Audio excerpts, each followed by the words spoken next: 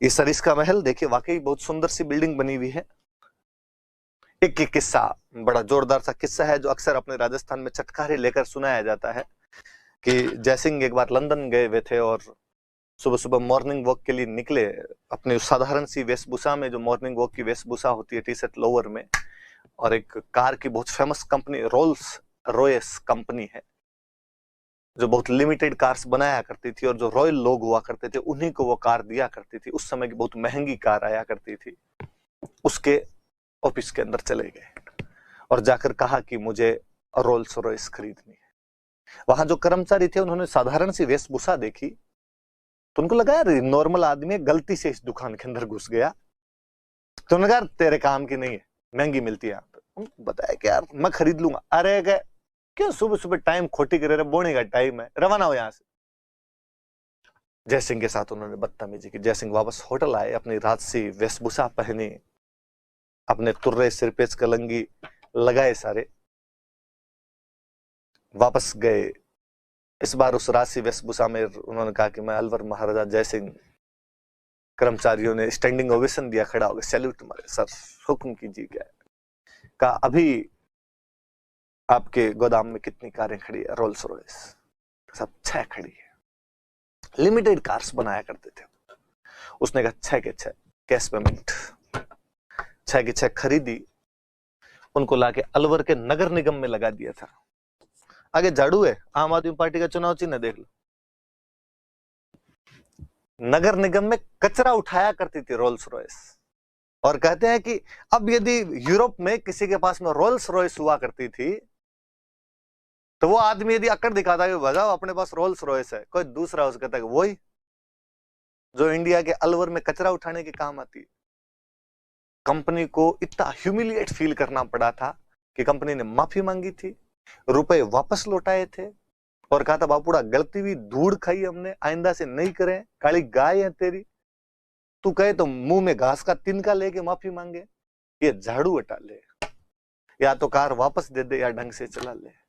हमारी बेइज्जती हो रही है दुनिया के अंदर। तब जाके नगर निगम से उनका कचरा उचरा फिंकवाना बंद किया था।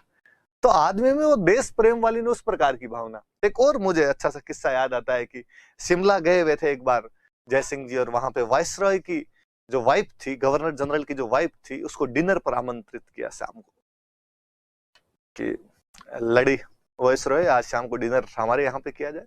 अक्सर राजा महाराजा गवर्नर जनरल या अंग्रेज अफसरों के साथ में ऐसे भोज किया करते थे। लेडी वाइसरॉय जब आई तो अपने साथ अपना कुत्ता लेकर आई। अंग्रेजों को शौक, कल मैं बता रहा था, स्टीवन जैकब तो अपने राजस्थान में पहला व्यक्ति था जो घर के बाहर लगवाता है कुत्तों से सावधान। अपना कुत्ता साथ लेकर आए और जयसिंह जी ने कहा कि भोज पे तुम्हें बुलाया, कुत्ते को नहीं। बार लेडी वाइसरॉय इस बात से बहुत नाराज हुई। उसने कहा कि नहीं, कुत्ता साथ आएगा और तुम इसको कुत्ता कैसे कह सकते हो, इसमें टॉम है। जयसिंह ने कहा अच्छा, साडा कुत्ता कुत्ता, तू अड्डा कुत्ता टॉमी, नहीं आएगा तो नहीं आएगा। वाइसरॉय की वाइफ और तू भी भाग। अब वाइसरॉय की पत्नी को बिना भोज के वापस इस बात पे भगा दिया था कि वो अपना कुत्ता साथ लेके आ गई थी। इसलिए अंग्रेज उस व्यक्ति से बेहद तम आए हुए थे। फिर ये काम सोशल रिफॉर्म, हिंदी को राष्ट्रभाषा घोषित करना, उस व्यक्ति ने अलवर में पंचायतों का जाल बिछा दिया था। जिन ग्राम पंचायतों की अवधारणाएं हम आज देखते हैं वो उस व्यक्ति ने उस टाइम बनाई थी अलवर के अंदर, कि पंचायतें बनाई जानी चाहिए। जिस स्थानीय स्वशासन को, लोकल गवर्नेंस आप देखते हो, ये आदमी उस टाइम कर रहा था। इवन गोलमेज सम्मेलन के अंदर जब गया तो वहां कह क्या कि मैं चाहता हूं कि अलवर का शासन जनता को दे दूं और मैं उसका वैधानिक शासक बन जाऊं। इन नाम मात्र की पावर मेरे पास रहे, बाकी की पावर जनता को दे दी जाए। जैसा कि तुम्हारे ब्रिटिश क्राउन के पास है कि क्राउन, ब्रिटिश क्राउन है, वो अपने राष्ट्रपति वाली सी पावर रखता है। तो मैं चाहता हूं यार ऐसा कर दिया जाए। अंग्रेजों को लगा ये मामला गंभीर है, ये जनता को पावर देने की बात करता है, पंचायतें यहां पर स्थापित कर देता है, हिंदी को राष्ट्रभाषा घोषित करता है, सोशल रिफॉर्म कर देता है, एएमयू बीएचयू इन सबको पैसे देता है, वाइसरॉय की वाइफ को भगा देता है इस बात पर कि वो कुत्ता लेके आ गई है। अंग्रेज मौके की किसी ताक के अंदर बैठे थे और कहते हैं 1937 में अलवर में जो तिजारा है वहां पर कम्युनल राइट्स हो गए। हिंदू मुस्लिम दंगे हो जाते हैं, सांप्रदायिक थोड़ी सी कम्युनल चीजें हो गई वहां पर। अंग्रेजों को मौका मिला और अंग्रेजों ने कहा कि राजा शासन चलाने में असमर्थ है, ढंग से नहीं चला सकते, इसलिए शासन किसी दूसरे आदमी को दिया जाता है। राजा को अलवर से बाहर भेजा जाता है। यदि अलवर के अंदर रहेंगे तो यहाँ को इन्फ्लुएंस करेंगे, यहाँ पर शांति व्यवस्था स्थापित नहीं हो सकती। तो इस तिजारा राइट्स के बाद, सॉरी 37 नहीं